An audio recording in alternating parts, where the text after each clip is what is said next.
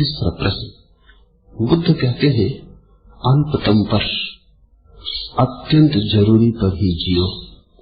आप कहते हैं कंजूसी से कुनकुने मत जियो, अतिरिक्त में जियो। हम दोनों के बीच कैसा तालमेल बिठाएं? तालमेल बिठाने को कहा किसने? बुद्ध ठीक लगे, बुद्ध की बात मान लो, मैं ठीक लगूं, मेरी बात मान लो। तालमेल बिठाने को कहा किसने? एलोपैथी होम्योपैथी में तालमेल बिठाना भी मत।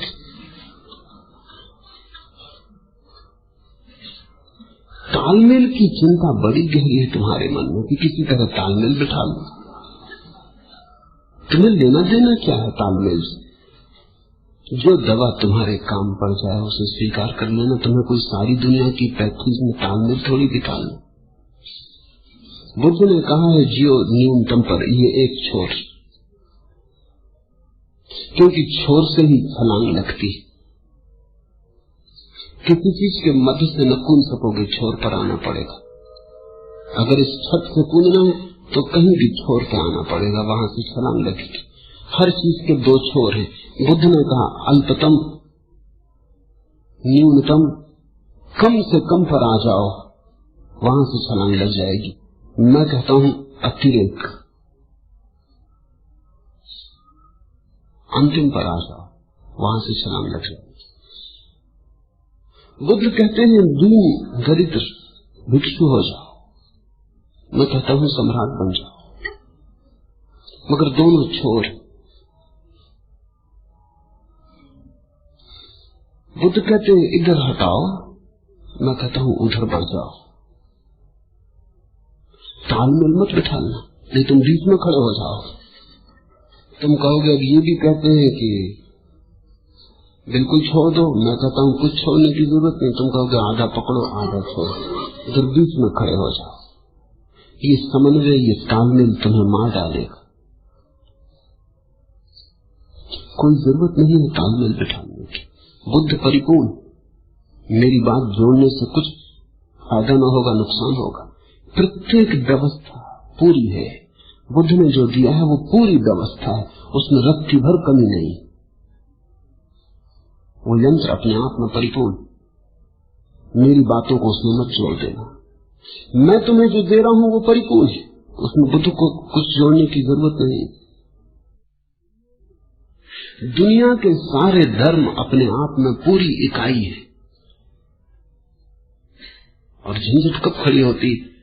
जब तुम्हें कोई समझाने वाला मिल जाता है और कहने लगता अल्लाह ईश्वर तेरे नाम, सबको सम्मति दे भगवान, तब तालमेल शुरू हुआ, उपद्रव शुरू हुआ।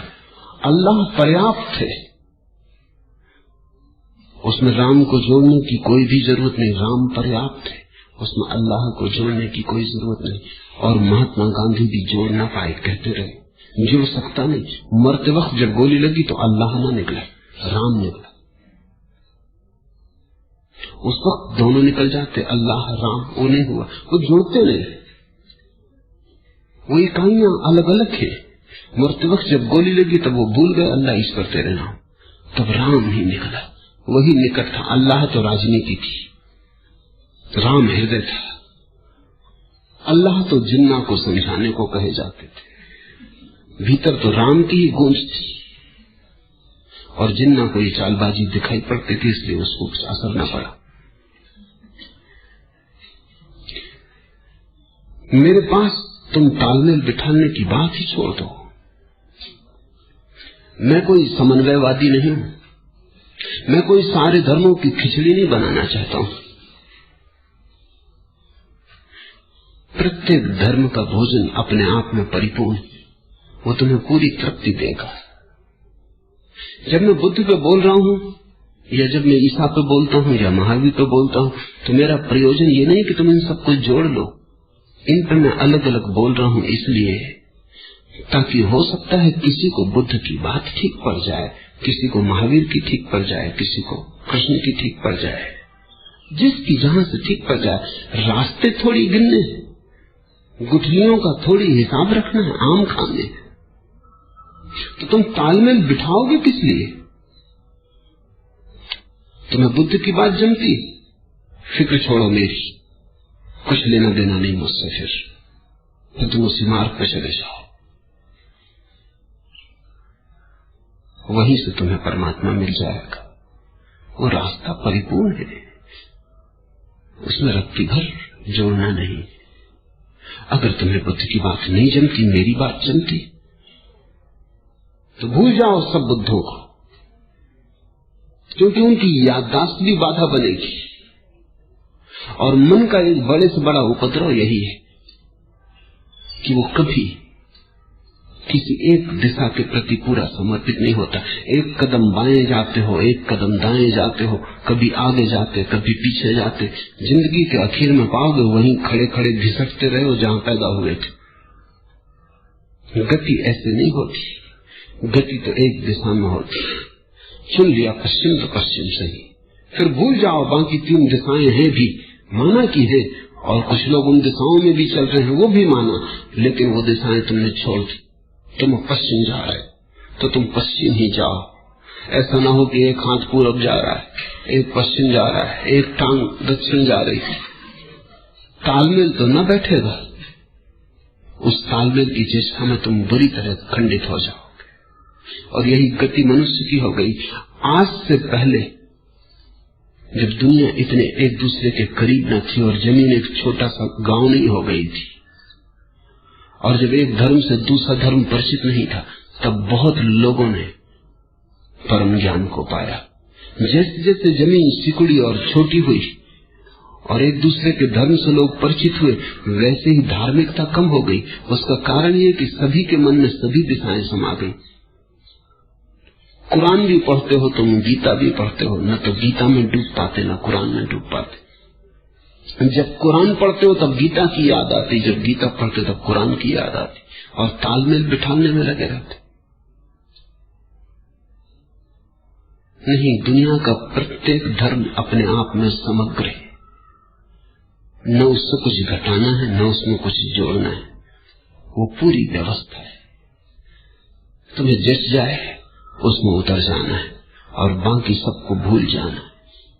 यही तो अर्थ है गुरु चुनने का, कि तुमने देख लिया, पहचान लिया, खोजा, सोचा, चिंतन किया, मनन किया, पाया कि किसी से मेरा तालमेल बैठता है। 2 व्यवस्थाओं में तालमेल नहीं बिठाना, तुम में और किसी व्यवस्था में तालमेल बैठ जाए, इसकी समझ पैदा करनी। हाँ, इस आदमी से मन भाता है, रस लगता है, और हर आदमी को अलग अलग रस लगेगा। अब मीरा को तुम बुद्ध में लगाना चाहो तो न लगा सकोगे, और अगर तुम सफल हो जाओ तो मीरा का दुर्भाग्य होगा, वो भटक जाएगी। उसे तो प्रश्न से ही लग सकता था, नाच उसके रोए रोए में समाया था। बुद्ध उस नाच को मुक्त नहीं कर सकते थे, बुद्ध की व्यवस्था में नाच की सुविधा नहीं। वो उनके लिए है जो नाच छोड़ने में रस रखते, वो उनके लिए है जो गति छोड़ने में रस लगते। मीरा को न जमती बात, बुद्ध की कोई बांसुरी ही नहीं है, बुद्ध के पास नाचने में बात बेमौजू होती। बुद्ध की मूर्ति के पास नाचोगे तो तुम्हें भी अजीब सा लगेगा, असंगत लगेगा। ये मूर्ति नाचने के लिए नहीं, इस मूर्ति के पास तो चुप होकर बैठ जाना, इसके पास तो पत्थर हो जाना, इसके पास तो ऐसे अकंप हो जाना कि पता ही न चले कि तुम आदमी हो कि संगमरमर हो। तो ही तुम बुद्ध के रास्ते पे जा सकोगे। अगर नाचने की थोड़ी भी भाव दशा हो तो कृष्ण को देखना, फिर वहां मोर मुकुट वाले कृष्ण से कुछ बात बन सकती। वो आदमी इसीलिए, उनकी बांसुरी फिर तुम्हारे भीतर छिपे नाच को मुक्त कर देगी। और मुक्ति का कोई अर्थ नहीं होता, मुक्ति का यही अर्थ होता है तुम्हारे भीतर जो छिपा है वो प्रकट हो जाए, खिल जाए। अगर तुम एक कमल अपने भीतर छिपाए हो तो वो खिल जाए हजार हजार पखड़ियों में, उसकी सुगंध लुट जाए हवाओं में। अगर तुम नाच छिपाए हो तो नाच प्रकट हो जाए। अगर कोई गीत अनगाया पड़ा है तो गा दिया जाए। अगर कोई मौन सधने को बैठा है तो सध जाए। तुम्हारी जो नियति है वो पूरी पूरी उपलब्ध हो जाए। हर आदमी की अलग अलग नियति है, हर आदमी का अलग अलग ढंग है, हर आदमी अनूठा है, बेजोड़ है। इसलिए तुम्हें अपना तालमेल किससे बैठ सकता है, किस गुरु से, किस शास्त्रा से, किसका अनुशासन तुम्हें मौजूद आता है। और अगर तुम इसमें जरा भी भूल चूक किए तो बड़ी उलझन में पड़ जाओगे, तुम्हें खिचड़ी बन जाओगे। तुम्हारे भीतर बहुत सी चीजें होंगी लेकिन सब खंड खंड होंगी और तुम्हारे भीतर एक प्रतिमा निर्मित न हो पाएगी। तुम थोड़ा सोचो, बुद्ध की गर्दन हो, कृष्ण के पैर हो, महावीर का हृदय हो, जीसा के हाथ हो, मोहम्मद की वाणी हो, सब गड़बड़ हो जाएगा। तुम पागल हो जाओगे, एकदम पागल हो जाओगे। तुम मुक्त तो ना हो पाओगे, विक्षिप्त हो जाओगे। इसलिए दुनिया के सारे धर्मों ने एक बात पर जोर दिया है कि अगर ये बात ठीक लगती है तो बस पूरा समर्पण चाहिए, ठीक नहीं लगती है कहीं और खोज लो। असली सवाल पूरा समर्पण है, जहां भी जाओ पूरा समर्पण कर दो। मेरे पास लोग आते, वो कहते हैं हम तो सभी गुरुओं के पास जाते, सभी गुरु समान है, बड़ी ज्ञान की बातें कर रहे हैं कि जो आप कहते हैं वही तो वो भी कहते हैं। न वो मुझे समझते न वो किसी और को समझते हैं, कुछ उन्होंने भी समझे ही नहीं।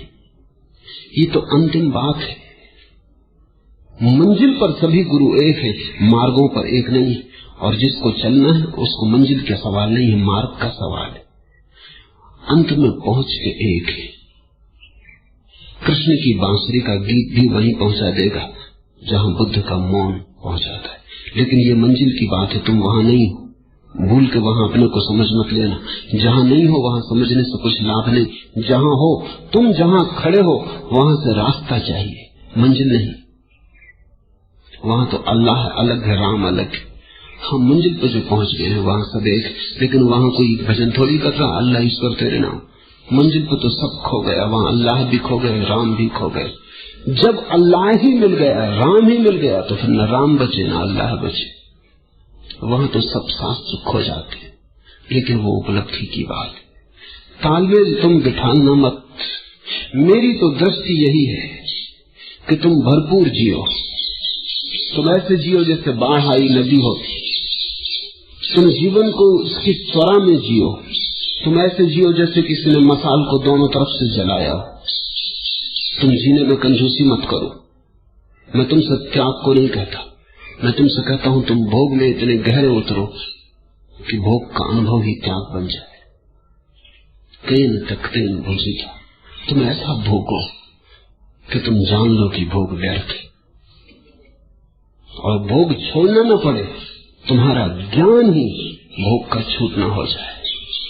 तुम जीवन से भागो मत, भगोड़े मत बनो। तुम जीवन में जम के खड़े हो जाओ ताकि जीवन से आंखें मिल जाएं और तुम जीवन को पूरी तरह देख ही लो कि ये सपना है।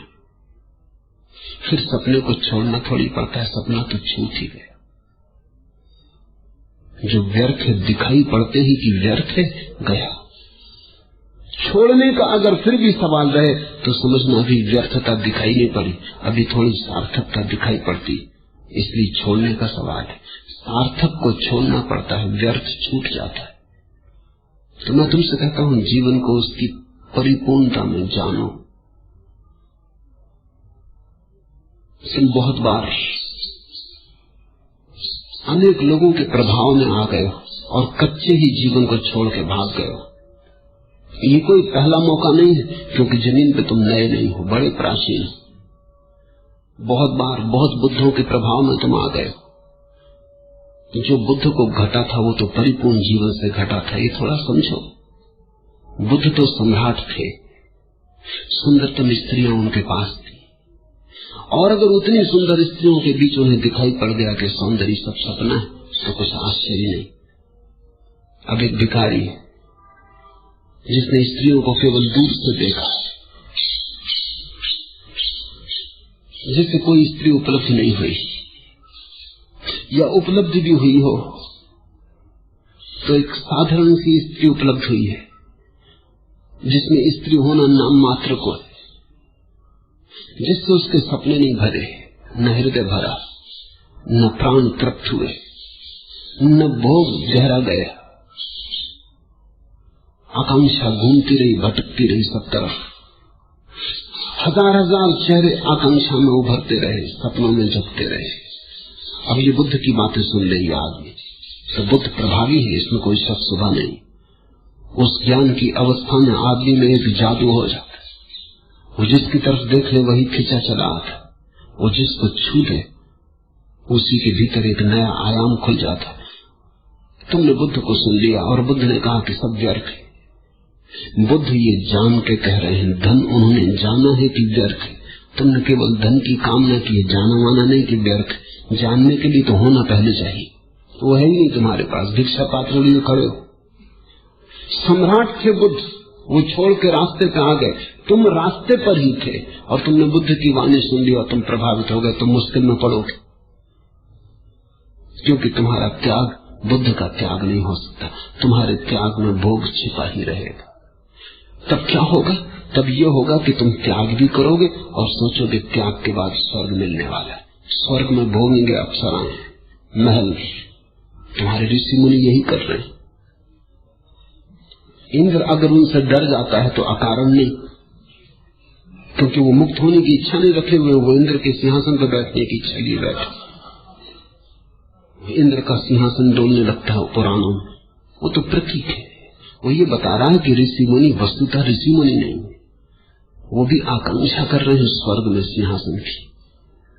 और जहां आकांक्षा है वहां प्रतिस्पर्धा है, और जो पहले से सिंहासन पर बैठा है वो जरूर घबराएगा। अब तुम अगर राष्ट्रपति होना चाहो तो राष्ट्रपति घबराएगा। ये आने लगे सज्जन, डरो। अब तुम अगर अप्सराओं की कामना करने लगे कि उर्वशी को भोगना है तो इंद्र घबराएगा। उसकी उर्वशी छीनने की चिंता में तुम लगे, वो तुम्हें डमाएगा, डिगाएगा, आएगा। पुराण की कथाएं अर्थपूर्ण है। वो इतना ही कह रही कि ऋषि अभी ऋषि नहीं, अन्यथा इंद्र को क्या प्रतिस्पर्धा उससे होती। ये मुक्त होना ही नहीं चाहता था, ये तो त्याग का सौदा कर रहा। ये जो संसार में नहीं पा सका, संसार छोड़ के पाने की कोशिश कर रहा है, पर इसकी आकांक्षा तो वही की वही। वासना बिना पके नहीं मरती, और जब पक के मरती है तभी मरती, फिर पीछे दाग भी नहीं छोड़ जाती। तब तुम ऐसे निर्दोष निकलते हो, ऐसे ताजे जैसे सुबह सुबह अभी अभी खिला हुआ फूल हो। तो मैं तुमसे कहता हूं, भागना मत। जीवन को जानना है, जीना है। मैं कोई चार्वाकवादी नहीं हूं। मैं ये नहीं कह रहा हूं कि जीवन के पार कुछ भी नहीं। मैं कह रहा हूं जीवन के पार कुछ है, लेकिन जीवन तो पार करो पहले। जीवन के पार जो है वो तभी दिखाई पड़ेगा जब जीवन से पार हो जाओ। आधे से भाग गए, सीमा तक न पहुंचे और भाग गए तो तुम जीवन में ही भटकते रहोगे। सीमा के पार ही अतिक्रमण संभव है। तो मेरी दृष्टि भोग के माध्यम से त्याग तक जाने की, और दूसरा कोई माध्यम इतना कारगर नहीं। इसलिए बुद्ध तो होते हैं, लेकिन कितने लोग उनके पीछे बुद्धत्व को उपलब्ध हो पाते? ना के बराबर, क्योंकि दिशाएं बड़ी भिन्न भिन्न है। बुद्ध तो महल छोड़ के भिखारी होते हैं और दूसरा आदमी भिखारी था बुद्ध के पीछे हो लेता। उन दोनों के अनुभव अलग हैं। बुद्ध के त्याग में तो भोग का अनुभव छिपा है, भिखारी के त्याग में कुछ भी नहीं। भिक्षा पात्र छोड़ रहा, उसके पास कुछ त्यागने को था भी नहीं, उसका त्याग धोखा है। तो मैं तुमसे अतिरेक में जीने को कहता हूं। जीवन है, जब तक उसे पूरा पूरा जी लो। जी के ही तुम उससे मुक्त हो जाओगे। तर्क के मैं ही इसे समझ ना से इतनी पी है कि पी नहीं जाती। तर्क के मैं ही इसे समझना से, ए धर्मगुरु, इसको तू शराब का त्याग ही समझ। इतनी पी है कि पी नहीं जाती। अब इतनी पी भी है कि अब पीने का कोई उपाय न रहा। जीवन को इतना पी डालो कि पीने का फिर कोई उपाय ही न रह जाए। पीकर ही तुम मुक्त हो। लेकिन अगर तुम्हें बुद्ध की बात ठीक जमती हो तो मजे से उस मार्ग पर चले जाओ। लेकिन ध्यान रखना अपना कि क्या तुम्हारे पास बुद्ध जैसा जीवन का अनुभव है, भोग का ऐसा गहन अनुभव है। तुम्हें पता है बुद्ध के जीवन की कहानी? ज्योतिषियों ने कहा कि ये छोड़ के सन्यासी हो जाए तो बाप चिंतित हुआ। शुद्धोधन ने बड़े बड़े ज्ञानियों से सलाह ली कि क्या करें। निश्चित ही वो ज्ञानी भगोड़े होंगे। शास्त्रों में ये कहा नहीं, ये मेरी दृष्टि है, वो ज्ञानी भगोड़े होंगे, क्योंकि अक्सर ज्ञानी भगोड़े होते। त्यागी महात्माओं को बुला लिया होगा, उनसे पूछा, वो कोई सम्राट न थे जिन्होंने संसार जान के छोड़ा था। उन्होंने जीवन को बेबसी में छोड़ा होगा, असहाय अवस्था में छोड़ा होगा, पा नहीं सके इसलिए छोड़ा होगा। अंगूर खट्टे थे, पहुंच नहीं सके इसलिए। पहुंच जाते तो उन्होंने भी बड़ी चेष्टा की थी। उन्होंने सलाह दी कि आप ऐसा करो, सब भोगों का इंतजाम कर दो, भोग में डूब जाएगा, सन्यासी अपने आप न होगा। इससे मैं कहता हूं कि वो त्यागी रहे होंगे। अगर बुद्ध के बाप ने मुझसे पूछा होता तो मैं कहता कि भोग से इसको दूर रखो, स्त्रियों को पास मत आने दो। हाँ, फिल्म दिखानी हो दिखा दो, पर्दे पे दिखाई पड़े, छू ना सके स्त्री को, क्योंकि पर्दे से सपना नहीं मिटता, बनता है। स्त्री को पास मत आने देना, इसको सुख सुविधा में मत डालो, गिट्टियां तोड़वाओ, सड़क पिटवाओ, मेहनत मजदूरी करवाओ, इसको महल में मत टिकने दो।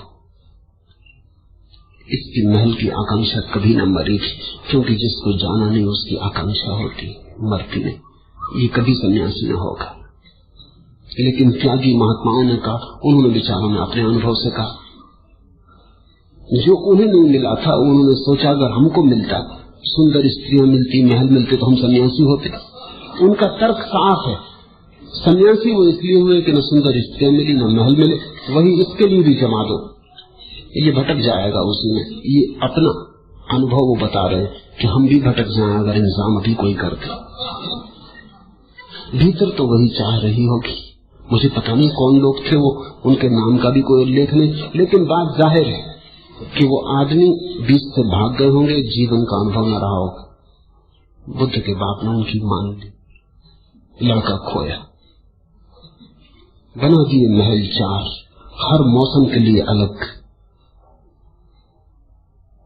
जितनी राज्य में सुंदर युवतियां थी सब इकट्ठी कर गई। बुद्ध लड़कियों के बीच ही बड़े हुए,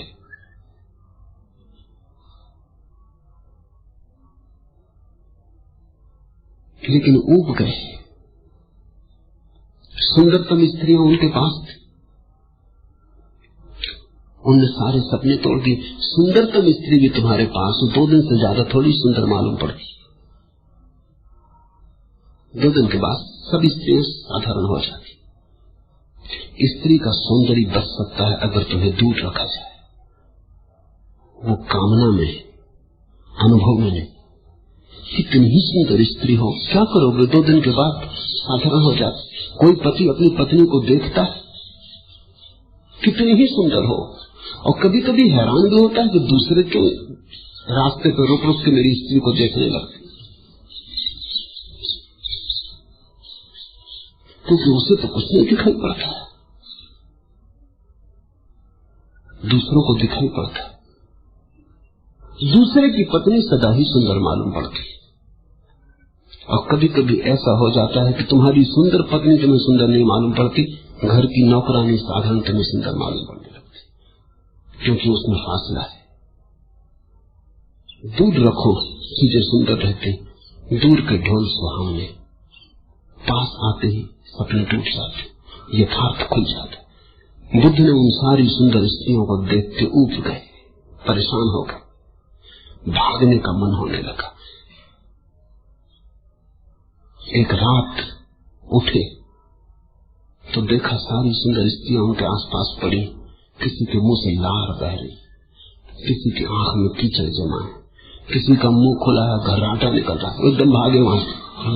इनके पीछे में दीवाना हुआ। कोई भी ऋषि मुनि हो जाए ऐसी अवस्था में। धन था, स्त्रियां थी, वैभव था, उब गए, दिखाई पड़ गया इसमें कुछ भी नहीं। एक बात साफ हो गई कि रोज मौत करीब आ रही और ये सब व्यर्थ है। सत्य को खोजना जरूरी है, अमृत को खोजना जरूरी है। तो बुद्ध तो इस कारण सन्यासी हुए, वो तो मेरे ही सन्यासी, लेकिन बुद्ध से प्रभावित होकर जो सन्यासी हुए वो मेरे सन्यासी नहीं। उन्होंने बुद्ध की रौनक देखी, चमक देखी, प्रतिभा देखी, बुद्ध की शांति देखी, ईर्ष्या जगी, लोभ जगा मन में, उनके भी हुआ ऐसे ही शांत हम भी हो जाएं। लेकिन उन्हें पता नहीं इस शांति के पीछे बड़ा गहरा अनुभव है भोग का। एक बड़ा रेगिस्तान पार करके आए हैं वो, एक बड़ा अनुभव का विस्तार है पीछे, और तुम जल्दबाजी नहीं कर सकते। अगर तुम ठीक समझो तो जो मैं तुमसे कह रहा हूं वो वही है जो बुद्ध के जीवन का सार है। मैं तुमसे वो नहीं कह रहा हूं जो बुद्ध कहते, मैं तुमसे वो कह रहा हूं जो बुद्ध है। इसलिए मैं कहता हूं भागो मत, जहां हो जो क्षण मिला है उसे इतनी त्वरा से भोग लो कि तुम उसके आर पार देखने में समर्थ हो जाओ, जीवन पारदर्शी हो जाए। बस वहीं से संन्यास की सुवास उठनी शुरू होती, और तब भागने की भी कोई जरूरत नहीं। रविन्द्रनाथ का एक गीत है जिसमें बुद्ध वापस लौटते और यशोधरा उनसे पूछती है कि मैं सिर्फ एक ही सवाल तुमसे पूछने को रुकी हूं, 12 वर्ष तुम्हारी प्रतीक्षा की है बस एक सवाल के लिए कि तुमने जो जंगल में भाग के पाया, क्या तुम अब कह सकते हो कि यही रहते तो नहीं मिल सकता था? अब तो तुम्हें मिल गया। अब मैं एक ही सवाल तुमसे पूछना है कि जो तुमने वहां पाया क्या वो यही नहीं मिल सकता था? और रविन्द्रनाथ ने कविता में बुद्ध को मौन रखा है, कुछ कहलवाया नहीं, कहेंगी क्या? बात तो ठीक ही यशोधरा कह रही, वो यहां भी मिल सकता था।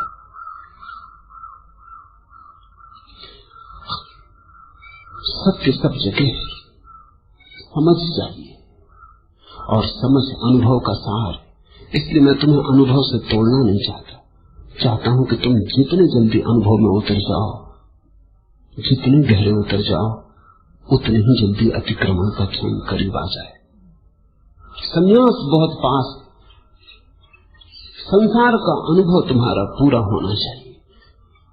संन्यास संसार के विपरीत नहीं है, संन्यास संसार के पार, विपरीत नहीं, आगे। जहां संसार समाप्त होता है, जहां संसार का मील का पत्थर आता है, जहां लिखा है यहां समाप्त होती सीमा, वहीं संन्यास शुरू होता है। लेकिन संसार पूरा करना ही होगा। अगर अभी पूरा न करोगे फिर लौट के आओगे। बुद्ध को भी शायद तुमने सुना हो, 2500 साल हो गए, तुम 25 बार लौट चुके, तुम मुझे भी सुन रहे हो। अगर मेरी बात तुमने न सुनी तुम फिर लौट के आओगे। परमात्मा तुम्हें वापस इस स्कूल में भेजता ही रहेगा जब तक तुम उत्तीर्ण ही ना हो जाओ। इसलिए मैं कहता हूं जल्दी करो, भागने की नहीं, भोगने की, जागने की, अनुभव को निरीक्षण करने की। अगर ठीक से अनुभव किया जाए तो किसी अनुभव को दोहराने की जरूरत नहीं।